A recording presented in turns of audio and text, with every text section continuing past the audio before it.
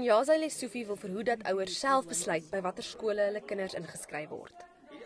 Hy sê kinders moet, ongeag hulle moedertaal, by die naaste skool aan hulle woonadres ingeskryf word.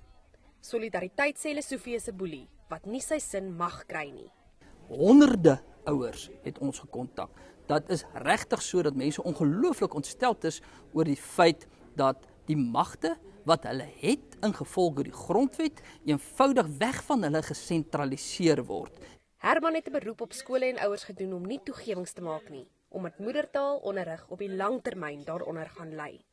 Hy hou vol Lesufi se nuwe plan druis in teen sekere beginsels wat in die grondwet vervat is.